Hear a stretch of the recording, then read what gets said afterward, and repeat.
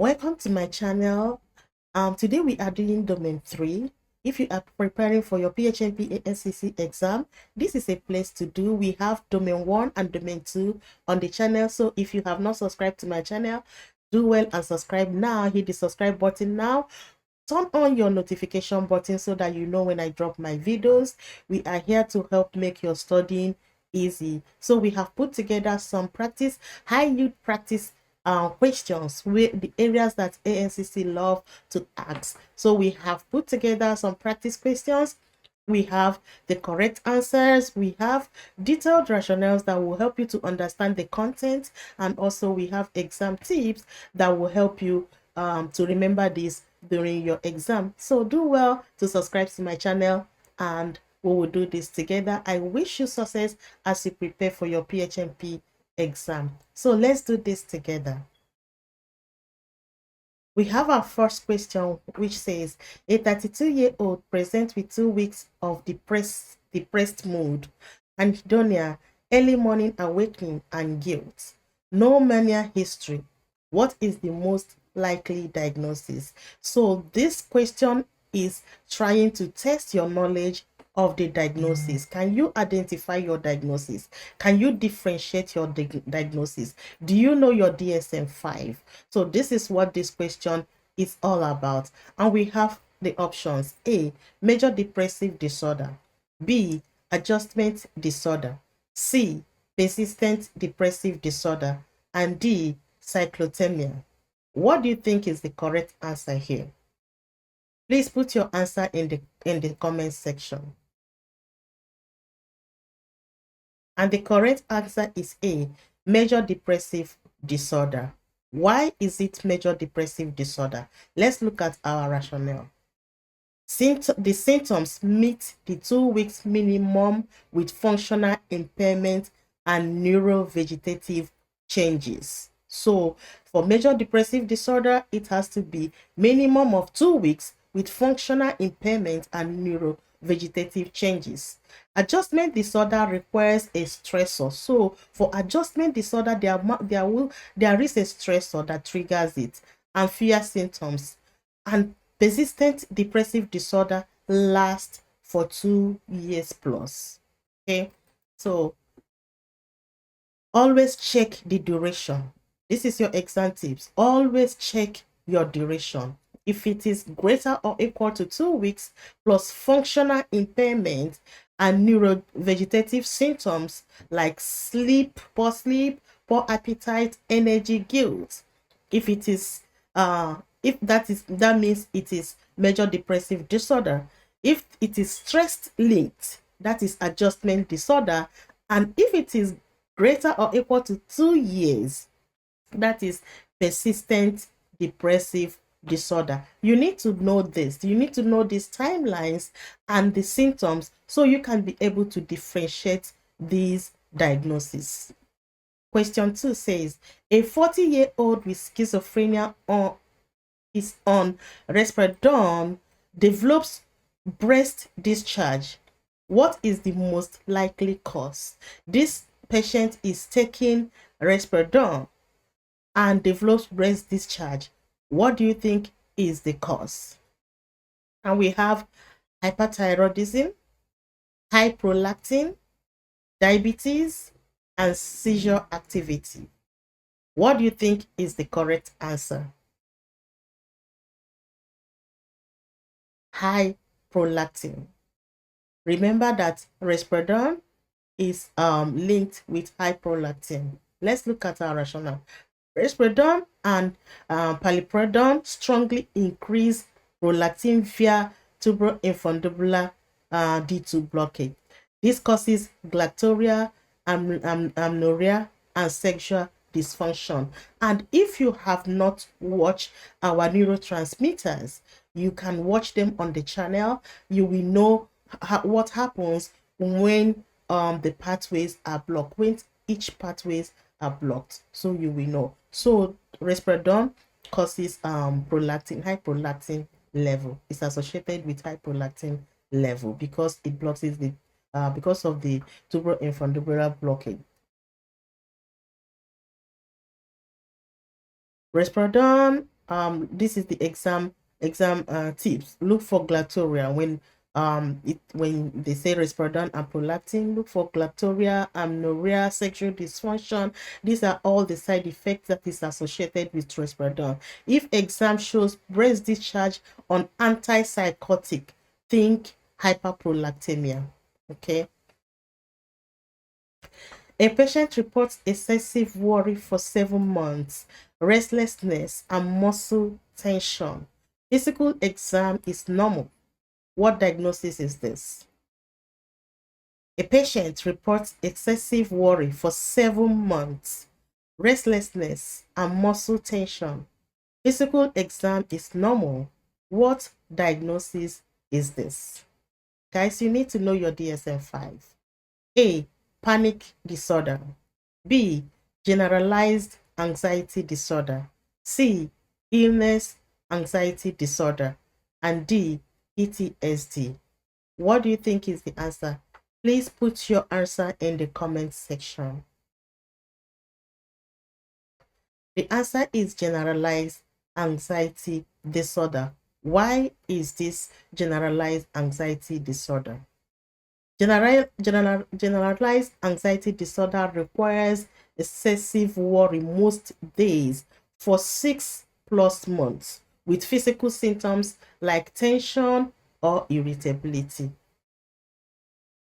So if you see worry for most days that is greater than 6 months plus physical tension, that is generalized anxiety disorder. If you see sudden intense episode, that is panic disorder. And if you see specific trigger, that is phobia, and trauma related is PTSD. So you need to know this. This will help you to understand. Generalized anxiety disorder is worry for most days greater than 6 months, and it also includes physical tensions. If it is sudden intense episode, that is panic disorder. If this is a specific trigger, it is phobia, and if this is trauma related, that is PTSD.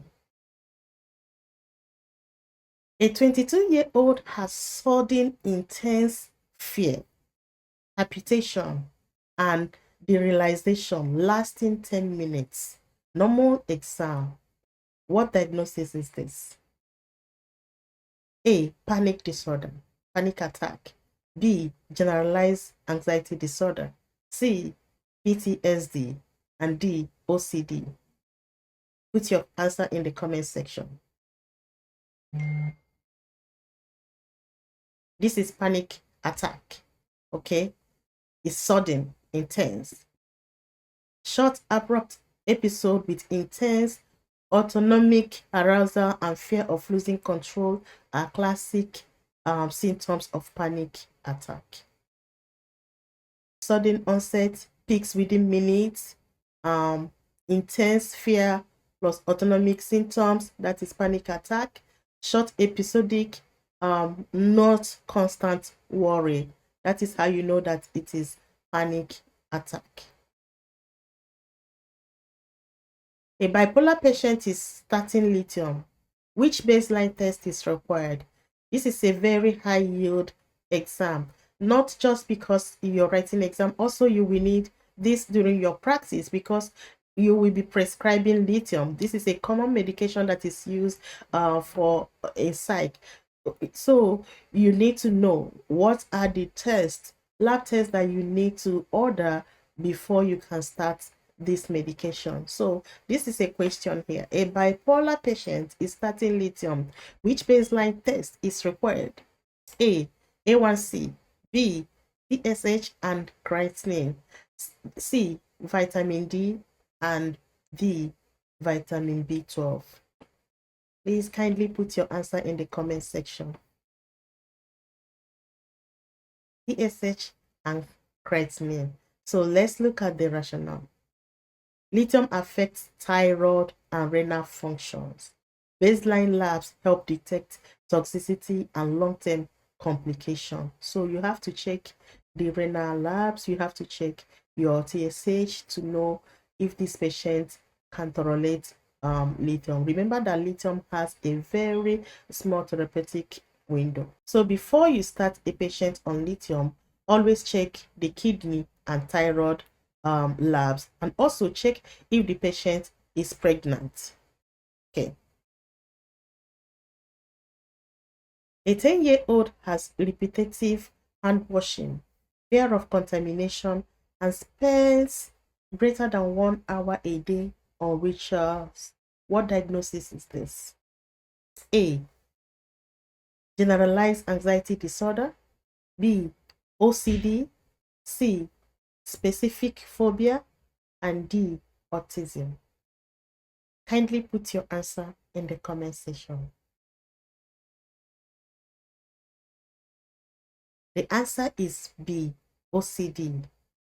OCD requires obsession and or compulsion that are time consuming or impairing. So rituals relieve intrusive thoughts. That is why you see OCD people doing something, one thing over and over again. They can wash their hands for hours or even for a long time, because it helps them to relieve the intrusive thoughts.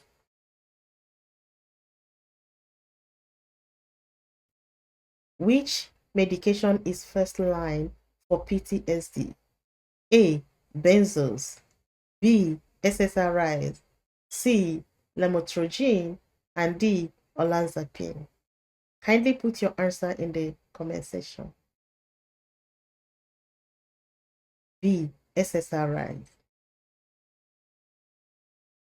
SSRIs like sertraline, paroxetine have the strongest evidence for reducing re-experiencing, avoidance, and hyperarousal.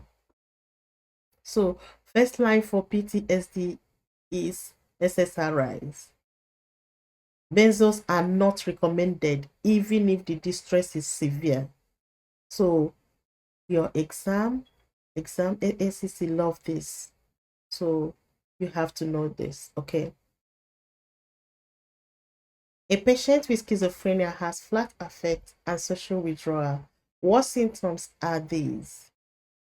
Flat affect and social withdrawals. What symptoms are these? A. Positive symptoms.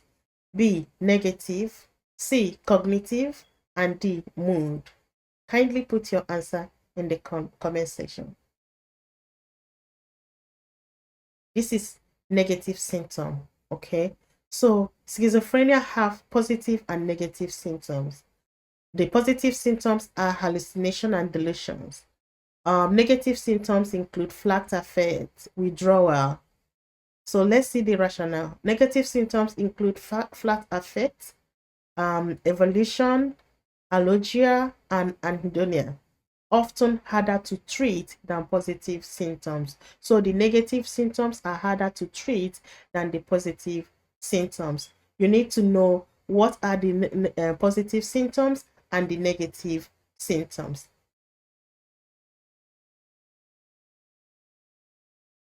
So exam tips say negative symptoms, absence of normal behaviors like flat affect, evolution, allergia, social withdrawal. This is also harder to treat than positive symptoms. A 27-year-old presents with chest tightness, fear of dying, and trembling. After medical clearance, best acute treatment is what? What is the best acute treatment for this 27-year-old who presents with chest tightness, fear of dying, and trembling? After medical clearance, best acute treatment is what? A. Risperidone. B. Lorazepam. C. Fluoxetine. And D. Propranolol. What do you think? Put your answer in the comment section. B. Lorazepam. Why lorazepam? Short-acting benzos rapidly reduce panic symptoms. Long-term management requires SSRIs and therapy. So when someone is having these panic symptoms, you can use benzos. But when it is for long-term management, you need SSRIs and therapy. Exam tips. Acute severe panic, use benzo. for short term. Long-term control, use SSRIs and therapy.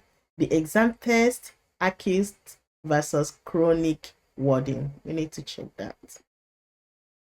A patient on Clozapine reports fever and sore throat. What is the first action? A. Increase dose. B. Check ANC. C. Give fluid. And D. Stop medication. What do you think is the answer? Check ANC level. Agranulocytosis risk demands immediate ANC testing when infection symptoms appears. Fever or sore throat on Clozapine, check agranulocytosis. Check ANC. So this brings me to the last question. Please remember to subscribe for more. Remember to share this video, comment, like, and share so that we can continue to drop more of these videos. Our goal is to make your studying easier and for you to be successful as you do this. I wish you good luck as you prepare for your exam. Thank you.